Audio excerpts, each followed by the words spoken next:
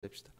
오늘 본문은 가나혼인 잔치, 유명한 요한복음이라는 가나혼인 잔치고요. 사실상 요 가나혼인 잔치는 첫 번째 표적입니다. 제가 표적 얘기할 때 그 표적에 대한 이해를 설명드렸어요. 표적은 이제 세메이온이라는 단어는 그러니까 표적 자체의 목적이 있는 게 아니라 그 표적 너머에 있는 어떤 또 다른 세계를 그림을 보게 한다. 요건 되게 중요합니다. 그래서 여러분 이렇게 어떤 외적인 현상이 일어나면 그 외적인 현상에 저희가 이렇게 거기에 열광하는 게 아니라 그 현상 너머의 세상, 그 현상을 갖고 오시는 그분에게 초점을 두게 하는 게 이 표적이란 단어가 주는 사실 핵심 포인트입니다. 그러니까 그거를 기억하시면서 저희가 이제 사실 12장까지 7개의 표적이 나올 겁니다. 이제 그거 하나씩 살펴보시고요. 오늘은 이제 그 유명한 가나혼인 잔치고요. 가나라는 곳은 그 나사렛, 예수님 그 고향인 나사렛에서 북쪽으로 한 13km쯤 떨어져 있어요. 나중에 지도 한번 확인해 보세요. 그러니까 멀지 않은 곳입니다. 멀지 않은 곳. 그곳에서 이제 일어났던 일이고, 요 본문은 저희가 지난번에 봤던 앞에서 1장 50절 더 큰 일, 제가 이걸 복수라고 말씀드렸어요. 더 큰 일들을 볼 거야라고 말씀했던 그 말씀에 대한 일종의 예문 비슷하게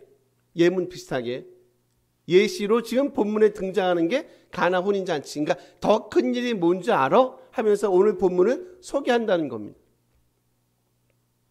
근데 말씀한 대로 여러분, 가나는 일단 나사렛하고 멀지 않습니다. 한 13km쯤 떨어져 있고요. 그리고 이 동네 자체도 이렇게 큰 동네가 아니에요. 동네가 되게 이제 작은 동네란 말이에요. 작은 동네. 근데 이제 이걸 조금만 한번 생각해 보세요, 여러분. 작은 동네다. 근데 예수께서 여기서 첫 번째 표적을 행하셨다. 어떻게 보면 예수님의 첫 뭡니까? 첫 데뷔 무대입니다. 조금만 생각해 보세요. 첫 데뷔 무대를 제가 이제 한 번씩 말씀드리는, 가능하면 예루살렘에서 하면 좋지 않을까요? 그죠? 뭐 성악을, 그러니까 그 클래식을 뭐 전공하는 분들, 예를 들면 뭐 악기를 다루든지 성악을 하시든지 그분들의 첫 무대, 꿈의 무대, 뭐 외국 말고요. 한국에서 할 것 같으면 첫 무대가 어디면 그래도 가장 좋지 않을까요? 세종문화회관이 제일 좋은가요? 예술의 전당인가요? 요즘 바뀌었습니까? 우리 옛날 사람. 그럼 예술의 전당에서 우리가 첫 데뷔 무대를 했으면 좋겠다. 보통 그런 게 아마 이제 희망이고 소망일 겁니다. 누구나 다 그럴 것 같아요. 근데 참 역설적이게도 예수님의 그 첫 데뷔 무대가 예루살렘이 아니라 가나라고 하는 작은 동네에서 지금 이 엄청난 물을 포도주로 만든 사건이 벌어졌다라는 얘기는 뭔가 또 주고 싶어하는 암시적인 메시지가 있는 것 같지 않습니까? 그러니까 주님이 원했던 건 일단 주님이 원했던 건 뭐는 아니다. 그분은 당신의 그 첫 데뷔 무대를 통해서 당신의 명성을 얻고 싶진 않으셨다. 그죠?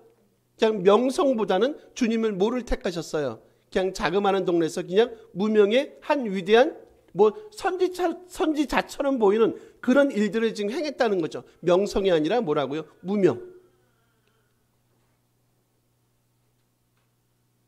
우리가 흔히 얘기하는 관종이라고 하는 사람들이 있습니다. 그러니까 사람들의 무대에서, 예를 들면 사람들의 관심에서 멀어지는 것에 대해서 너무 힘들어하는 사람들이 사실상 이 땅에 많거든요. 그냥 일반 세상도 그렇고, 그리고 우리 기독교 안에도 그래요, 여러분. 사람들의 관심에서 멀어지는 것, 그런 것들을 두려워하는 사람들이 분명히 있을 수 있어요. 그래서 여기저기에서 그런 얘기를 많이 듣죠. 뭐 정치하는 분들도 마찬가지고, 저희들도 보면 그런 분이 계십니다. 그런 분들. 그냥 이제 은퇴로 마지막으로 이제 사라지겠습니다 얘기하고 또 보면 또 나와 있고 막 그런 분들 많이 있거든요. 이미 축적된 명성에 익숙한 거죠. 근데 오늘 그런 부류에 대해서 주님은 좀 다른 말씀을 하세요. 명성이 아니라 뭐라고? 명성이 아니라 사람들 속에서 그냥 조그마한 작은 일로 통해서 당신의 무명함을 그냥 보여주는 것.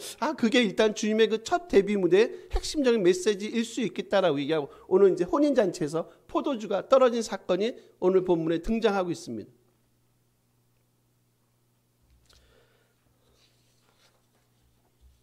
여러분, 그 당시 보통 그 혼인잔치는 한 일주일 정도를 혼인잔치를 합니다. 그러니까 이제 여자분들은 아실 거예요. 요즘은 좀 덜 하신 것 같은데, 옛날에 보면 이제 보통 혼인을 옛날 분들은 대부분 이제 집에서 많이 하지 않았습니까? 특히 시골 같은 경우는 집에서 많이 했던 걸 아는. 근데 그때는 일주일간 그렇게 하지는 않습니다. 그냥 한 끼, 두 끼, 하루 정도는 하겠죠. 그럼 이제 여자분들에게 제일 큰 고민거리는 뭐겠습니까? 준비하는 음식 양을 맞추는 거죠. 몇 분이 올까? 100분? 500분? 음식 양을 맞추는 게 되게 쉽지 않으실 것 같아요. 저희가 지금 생각해 봐도. 그 음식이 이제 어떤 준비를 많이 해서, 돈이 넉넉해서 준비를 많이 해서 음식이 남으면 상관이 없는데, 음식이 이제 부족하면 이게 이제 문제가 돼요. 이제 말씀한 대로 뻔한 동네잖아요. 작은 동네잖아요. 시골 동네잖아요. 거기서 음식이 모자라요. 뭐 저래? 응? 여기가 이제 가나니까 우리 가시라고 할까? 저 가시는 왜 포도주는 여러분 가장 중요한 핵심 음식 중에 하나거든요. 음료 중에 하나거든요. 근데 포도주가 떨어졌다는 얘기는 뭐냐면, 이제 더 이상 그 잔치가 잘 되지 않는구나라는 것을 어떻게 보면 상징적으로 보여준단 말이에요. 근데 포도주가 떨어졌어요. 주인 입장에서는 엄청난 당황스러움을 겪겠죠. 예수님의 어머니가 그러죠. 예수님에게 포도주가 떨어졌어. 그러니까 여자가 그게 나오고 무슨 상관이 있습니까? 우리 4절을 한번 봐보세요. 이거 한번 읽어볼까요? 4절입니다. 예수께서 이르시되 여자여 나와 무슨 상관이 있나이까? 내 때가 아직 이르지 아니하였나이까?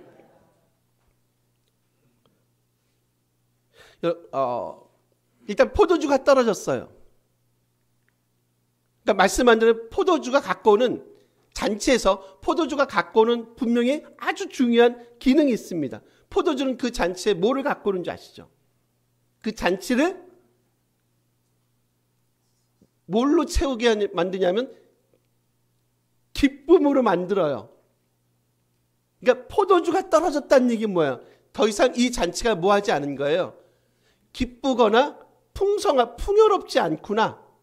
그러니까 주인 입장에서는 엄청난 큰일이죠. 가장 좋은 잔치, 혼인잔치 아닙니까? 포도주가 떨어졌다. 더 이상 이 잔치가 기쁘지가 않네. 더 이상 풍성하지가 않네. 뭔가 많이 아쉽구나. 단순히 여러분, 여기서 포도주는 단순히 저희가 혼례를 베풀고 나서, 그리고 나서 부족한 지금 포도주를 얘기하는 게 아니라 사실상 되게 상징적인 의미가 있죠. 포도주가 갖고 오는 그 유대교에 있어서 포도주가 갖고 오는 상징성은 뭔지 아십니까? 바로 메시아 시대의 엄청난 축복과 기쁨과 은혜를 상징한단 말이에요. 근데 여러분 보세요. 우리 지금 이 유대인이 이 사람들에게 일단 포도주가 떨어졌다는 건 뭐냐면, 일단 메시아 시대의 기쁨과 구원과 감격이 사라졌습니다에 대한 암시적인 표현을 지금 이렇게 표현하고 있어요. 요거 제가 다시 나중에 확인시켜 드릴게요. 일단 저희가 먼저 볼 것은 4절입니다. 4절에 지금 읽으신 대로 때가 아직 이르지 아니했다 얘기해요. 내 때가 이르지 아니했다. 여러분, 요 내 때는 갑자기 내 때가 왜 나올까요? 요 내 때는 뭘 가르치고 있습니까? 예수님께서 내 때가 이르지 않았다. 뭘 말할까요? 이거는 주님의 죽으심을 말하는 표현입니다, 여러분. 그러니까 결국 지금 이 포도주가 떨어져 버린 이 잔치를 완벽하게 채우는 것 있다는 거죠. 그 채우는 게 뭐냐면 바로 주님의 죽으심의 사건이에요. 이 죽으심의 사건은 또 다른 뭘로 연결할 줄 아세요? 죽으심의 사건은 이 죽으심 뒤쪽에 보면 뭐가 있는지 아십니까? 그 뒤에 보면 주님의, 그렇죠, 부활, 즉 영광이 있어요. 그래서 요한은요, 제가 첫 시간에 말씀드렸을 거예요. 요한은 이중적인 의미를 말하는 걸 되게 좋아한다. 그러니까 주님의 죽으심은 단순히 죽으심 그걸로 끝나지 않는다는 거예요. 그 죽으심은 뭐다? 죽으심은 부활이고 영광이다. 근데 지금은 이제 주님의 사역 초기시잖아요. 초기시니까 아직 주님의 죽음의 때가 아직은 이르지 않은 거예요.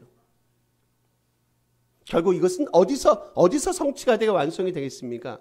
나중에 주님의 십자가 사건이에요. 일단 다시 정리해 볼게요. 포도주가 떨어졌습니다. 잔치가 흥이 다 빠져버렸네. 마치 이렇게 생각해 보세요. 김 빠진 콜라나 사이다를 한번 생각해 보세요. 김 다 빠졌어요. 며칠 묵여놨어요. 근데 보니까 김이 다 빠졌어요. 그거 드세요? 단이 어디 가겠습니까? 하수구로 가겠죠. 도저히 못 먹잖아요. 마치 지금 그런 거. 포도주가 떨어져 버린 지금 잔치는 마치 김 빠진 콜라나 사이다를 마시는 거. 더 이상 이 가운데 뭐가 없어요? 흥이 없습니다. 더 이상 뭐도 없습니까? 기쁨도 없습니다. 더 이상 이거 뭐지? 이게 뭐 잔치야? 라는 지금 시계 내용들이 지금 그 잔치자리를 꽉 채우고 있다는 거죠. 그래서 나오는 게 여러분 6절 한번 봐보세요. 요거 한번 다시 읽어보세요. 읽습니다. 거기에 유대인의 정결 예식을 따라 두세 통 드는 도랑아리 6이 놓였는지. 유대인의 정결 예식 지금 뭡니까 여러분? 일종의 율법이죠. 율법. 정결 예식에 따라 두세 통 드는 도랑아리. 두세 통이면 보통 한 통이 여러분 몇 리터가 되냐면 한 40리터가 되세요. 그럼 두세 통 정도니까 대강 따져보면 몇 통이 될까요? 한 몇 리터가 될까요? 거의 한 100리터의 양이 됩니다. 100리터의 양이 되는 지금 도랑아리가 몇 개가 놓여 있어요? 6개가 놓여 있어요. 그러면 총 토탈 몇 리터가 되나요? 총 한 600리터가 되는 거죠. 그리고 한번 여러분 여기 숫자에 한번 이렇게 눈을 한번 가보세요. 지금 돌 항아리가 율법에 따른 겁니다. 정결례니까 율법이잖아요. 그 물을 통해서 대부분 뭘 하냐면 손님이 오시면 그 물을 가지고 뭐 손을 씻거나 뭐 그릇을 닦거나 하는 그런 데 사용되는 물입니다. 근데 지금 이 돌 항아리가 개수가 몇 개냐면 6개세요.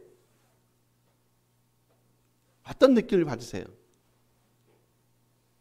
일단 숫자를 통해서 당연히 성경 저자들은 메시지를 전합니다. 전하고 있어요.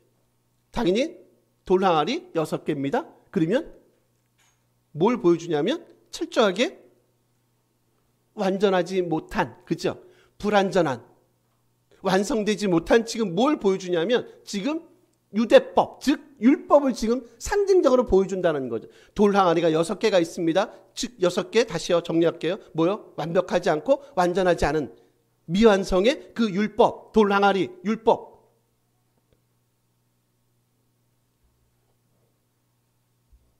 근데 다시 이 불완전하고 미완성의 이 율법을 이 돌 항아리에 있는 것 가지고 지금 다시 완벽하게 채워나가는 게 뭐라는 거예요? 지금 주님의 말씀을 통해서 이것들을 다시 부족한 이것들을 다시 채워나가잖아요. 결국 율법을 완성하고 채워주는 분이 누구냐는 얘기를 하고 있죠.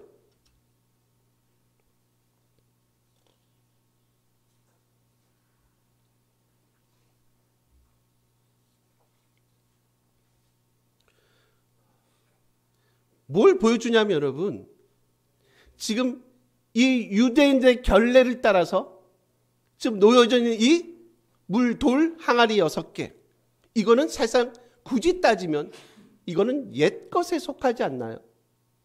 그죠? 옛 것은 여전히 어디에 놓여 있어요? 6개 불완전하고 미완성의 상태로 놓여 있는 걸 말하지 않나요? 근데 만약에 그렇다면 이 옛 것이 더 완벽하고 완전하게 바뀌기 위해서는 뭐가 필요하다는 거예요? 이제는 옛 것 말고 이제 뭐가 필요해요? 뭘로 바뀌어야 됩니까, 여러분? 새 것으로 바뀌어야 돼요. 그 새 것으로 바꾸게 만드시는 분이 누구라는 겁니까? 바로 예수 그리스도 그분임을 이 가나 혼인잔치를 통해서 거기 앉아있는 청중들에게, 손님들에게 말씀하고 있다는 거죠. 우리의 부족함을, 율법의 부족함을요, 세상의 부족함을, 그들이 믿었던 이전의 관습의 부족함들, 그거 가지고는 온전한 뭐가 행해질 수 없어요. 온전한 혼인잔치의 그 기쁨과 흥을 완전하고 완성할 수 없다는 거예요. 뭐 갖고는요? 옛것 가지고는요. 우리가 지금까지 해왔던 관습들 가지고, 우리가 지금까지 믿었던 것들 가지고는 지금 이 혼인잔치가 다시 원래 완벽하게 추구했던 그 완전한 의미의 기쁨과 흥을 다시 회복해 만들 수는 없다. 결국 이 기쁨과 흥을, 그 부족함을 완벽하게 채울 수 있는 그분은 누구신가? 바로 이 물을 포도주로 만드시는 바로 그분, 예수 그리스도, 그분이 아니겠는가? 우리 7절 한번 여러분 가보세요. 7절 요거 한번 같이 읽어보겠습니다. 예수께서 그들에게 항아리에 물을 채우라 하신즉 아기까지 채우고 이제 이 물이 이제 어떻게 됩니까? 이 물이 이제 포도주로 바뀝니다. 제가 단어 하나만 소개하겠습니다. 여기 7절에 보시면 중후반이세요. 항아리에 물을 채우라라고 얘기해요. 여기 채우라라는 단어가 개미조라는 단어인데요. 요게 이제 신약의 전체 신약에 이제 8번 나오고 요한복음에만 3번이 사용이 돼요. 근데 지금 요 7절에 보면 우리 항아리에 물을 채우라고 하시죠. 채우다라는 단어 개미조입니다. 그리고 아귀까지 채운이죠.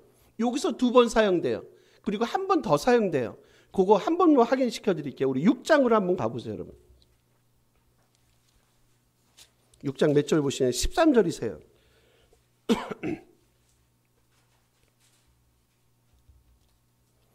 6장 13절입니다. 요한복음이세요? 예, 같이 한번 읽어보겠습니다. 이에 거두니 보리떡 5개로 먹고 남은 조각이 12바구니에 찼더라. 여기 나머지 한 번, 3번 중에 2번은 우리가 봤던 여기 2장이요. 7절이고요. 나머지 한 번 또 사용되는 단어, 이게 뭐 같습니까? 보리떡 5개로 남은 조각이 12바구니에 찼더라. 찼더라라는 단어 역시 동일하게 개미조라는 단어를 써요. 그럼 요 본문하고 지금 저희가 봤던 요 본문 2장 7절의 본문 여기만 3번 쓰는 겁니다. 채우다, 찼다라는 단어. 여러분 어떤 느낌을 받으세요? 이걸 보시면서. 단순히 보리떡 5개로 12광주리의 떡이 남았습니다.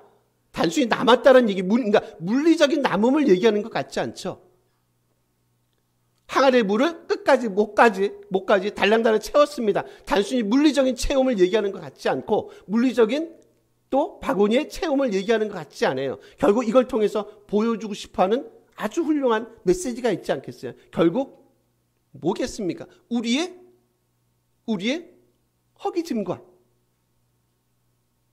우리의 부족함을 참으로 채워주신, 그러니까 단순히 체험 그 넘어서 진짜 엄청난 것들로 우리 삶을, 소위 말 이렇게 한번 해볼까요? 우리 삶을 완벽한 주님의 기쁨과 흥으로 무한 리필해 주시는 그분은 누구신가?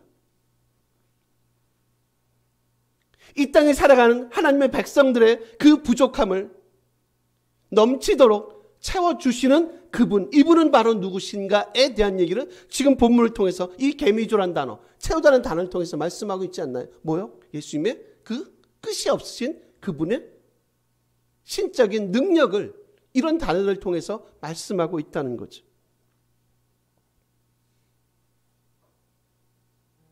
한 가지 저희가 눈여겨봐야 될 건 뭐라고요, 여러분? 다시 정리해보면 옛것은 반드시 뭐가 필요하다고요? 교체가 필요합니다. 뭘로 교체가 가능하게 만든다고요? 새 것으로요. 만약에 교체가 되지 않으시면, 바꾸시지 않으시면 절대로 뭐가 일어나지 않아요. 진정한 주님이 주시는 그 기쁨과 흥을 절대로 누리고 맛볼 수 없음을 보게 만든다는 거죠.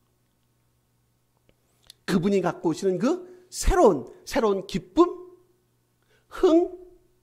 그래서 이제는 흥이 다 빠져버린 이 잔치에 다시 잔치를 잔치되게 만드시는 분, 부족함을 더 이상 부족함이 없도록 완벽하게 채우시는 분, 한 번만 채우는 게 아니라 무한 리필의 삶으로 우리 것들을 완벽하게 채우시는 그분의 능력을 바라보게 만든다는 겁니다.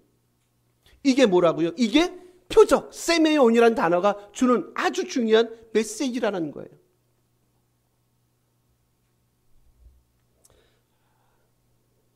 유대교는 보통 이런 것들이 있죠. 이게 포도주를 또 뭐하고 비교하는 줄 아십니까? 유대교는 이 포도주를 보통은 이렇게 토라, 율법하고도 비교를 해요. 새로운 포도주, 좋은 포도주, 야, 이거는 율법으로만 가능해. 라고 유대교는 또 그렇게 얘기도 합니다. 근데 여러분, 곰곰이 생각해 보세요. 과연 그럽니까? 토라, 율법이 완벽한 의미에서 그 축복과 그 기쁨과 흥을 다시 회복시키나요? 그렇지 않거든요. 그래서 말씀하신 게 뭐라고요? 뭐가 필요하다고요? 그래서 말씀하시는 게 반드시 옛것은 새것과 교체가 이루어져야 된다는 겁니다. 우리 한번 11절 마지막 한번 보실까요? 이거 한번 좀 읽어주실래요? 읽습니다. 예수께서 이 첫 표적을 갈릴리 가나에서 행하여 그의 영광을 나타내시매 제자들이 그를 믿습니다. 근데 문제는 뭐냐면 이제 결국 이제 이런 엄청난 표적들을 그러니까 진짜 하나님만이 가능한 이런 표적들을 행했음에도 불구하고 문제는 뭐냐면 과연 사람들이 이런 것들을 믿느냐는 거예요, 여러분.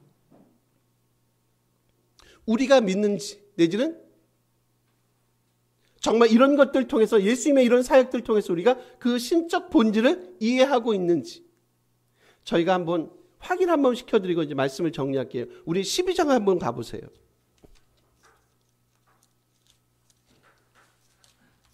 12장 몇 절 보시냐면요. 37절 한번 보실래요? 요거 한번 같이 한번 읽어주세요. 12장 요한복음이세요. 37절 요거 한 번만 같이 다시 한번 읽어주십시오. 읽습니다. 이렇게 많은 표적을 그들 앞에서 행하셨으나 그를 믿지. 쭉 나오는데 왜 믿지 않는지 그들의 완악함 때문에 믿지 않는다고 얘기합니다. 여러분 이게 12장 37절이 그냥 단순하게 그냥 복잡하게 생각하지 마시고 한번 이렇게 느껴보세요. 물을 포도주로 만든 이건 누구나 아무나 할 수 있는 건 아니잖아요. 그죠? 진짜 신적인 능력을 소유하신 분만이 할 수 있는 거 아닙니까? 물을 포도주로 만드셨고 무리를 걸으셨고 죽은 나사로를 살리시고 우병의 사건을 행하셨어요. 많은 표적을 여기 앞에까지 몇 가지 표적을 행했다고요. 7가지 표적을 행하신 거예요. 7가지 표적. 숫자가 몇인가요, 여러분? 아까 6개 돌 항아리, 7가지 표적. 느낌이 오시죠? 숫자가 7이에요. 즉 뭐예요? 주님이 이 땅에서 완벽하게 그분의 하나님 되심을 이런 표적들을 통해서 지금 당신을 보여주신 거 아닙니까? 쇼하신 겁니다. 되게 흥미롭죠? 우리 같으면 어떻게 하시겠습니까? 최소한 우리 같으면 어떻게 하실까요? 와, 주님 당연히 우리는 당신이 하나님의 아들이시고 하나님이심을 정말로 이 믿음에 더욱더 굳건히 서지 않으시겠습니까? 우리 교인들 같으시면 표정은 별로 동의하지 않는 표정이신데 그래도 말이라도 일단 이렇게 해볼게요. 7가지 표적을 보신 거예요. 7이라는 숫자 생각해보세요. 완벽하게 그분의 그분 되심을 이런 것들 엄청난 이런 것들을 통해서 보여주셨습니다. 당연히 우리의 고백은 그럴 겁니다. 당신은 살아계신 하나님의 아들이시고 당신은 진정으로 하나님이십니다. 이런 고백이 진짜 있지 않겠습니까? 37절이세요. 그들이 뭐라고 얘기한답니까? 많은 표적을 그들 앞에서 행했다. 그들이 믿지 않았다.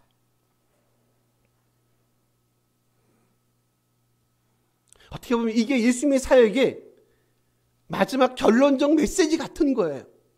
그렇게만 여러분 그럼 생각해 보세요. 70가지 표적을 행하신다고 생각해 보세요. 70가지 표적을 예수께서 행하셨습니다. 요한복음 끝내실 때까지. 그럼 뒤에 그렇게 끝날까요? 드디어 그들이 믿음을 갖기 시작했습니다. 그렇게 끝날까요? 요한복음이요?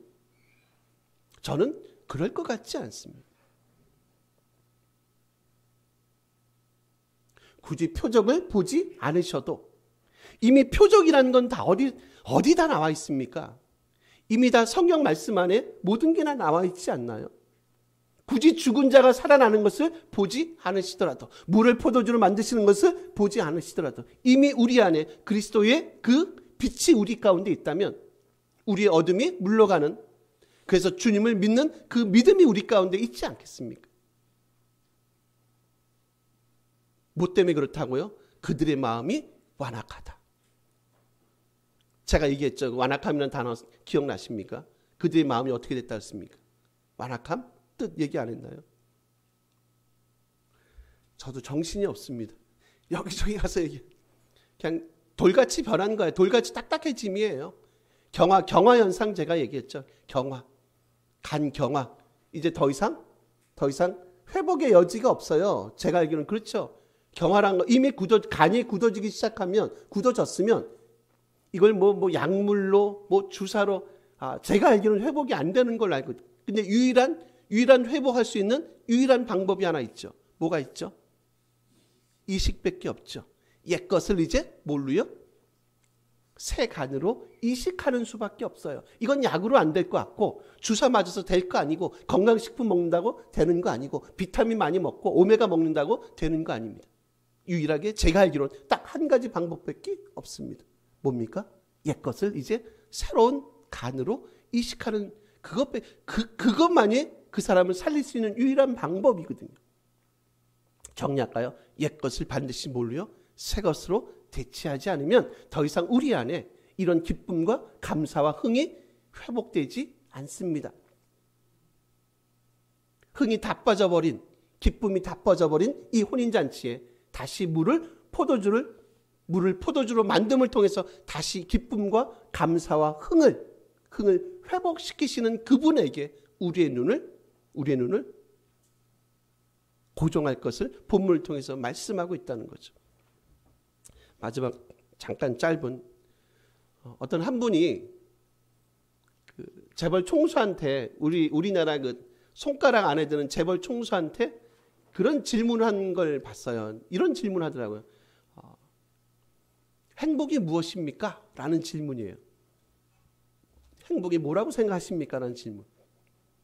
그래서 좀 이렇게 기대감이 있잖아요. 그래도 이제 탑5 안에 들어가는 소위 말하는 아마 재산이 그런 분들은 수저가 되겠죠. 저도 궁금한 거예요. 무슨 어마어마한 명언을 쏟아내실까? 그분이 뭐라는지 아세요? 자기는 자유함이라는 거, 자유함. 의외죠? 행복이 뭐냐? 자유로움이다. 자유함이다. 그러면서 잠깐 뒤에 이런 얘기를 하대요. 누구하고 그러니까 비싼 소고기를 먹는 겁니다. 엄청나게 비싼 소고기를 먹어도 누구하고 먹느냐가 자기는 되게 중요한 것 같다. 그런 자유함이 진짜 행복을 가져오는 것 같다. 요건 이제 알아서 해석하세요. 그분이 왜 그 얘기를 했는지 알아서 해석하시면 됩니다. 제가 느낀 게 있어요. 아무리 우리 재계 탑5 안에 들어가도 별거 없고, 여러분 우리는 늘 생각하는 게 자유롭게 우리는 살아가고 있지 않으세요? 예를 들어 물질에서 자유롭고, 그죠? 우리가 갖고 있는 직장에서 좀 자유롭지 않은가요? 제가 그러잖아요. 자유로우시라. 쉽진 않지만 재물에서 자유로우시는 겁니다. 삶의 환경에서 자유로움을 살아가는 거예요. 그게 뭐라고요? 그게 주님이 주시는 참된 기쁨과 감사함이 아니냐는 거죠. 거기에 매이는 순간 우리는 무슨 삶을 살아갈 수밖에 없다고요? 불행한 삶을 살아갈 수밖에 없어요. 왜냐하면 더 이상 진짜 그렇죠. 자유롭지 않으니까. 재물에서, 물질에서 자유롭지 않으니까. 삶에서 자유롭지 않으니까. 시간에서 자유롭지 않으니까 우리는 사실상 그렇게 행복한 삶을 살아내지 못할 가능성이 많겠죠. 진정한 자유를 주시는 분이 누구라고 여러분? 성경은 뭐라고 얘기합니까? 참된 자유를 주시는 분은 누구시라고요? 예수 그리스도 그분임을 말씀하고 있지 않나요? 그분 안에 있음만이 진정으로 우리 삶에 참된 자유로움과 기쁨과 흥을 흥되게 기쁨 되게 만드실 거다. 만약에 그분이 이런 진리를 알았다면 혹시 모르겠어요. 좀 다른 대답이 행복이 무엇입니까? 라는 질문에 좀 다른 대답이 나올 수도 있지 않았을까라는 그런 아쉬움은 있었습니다.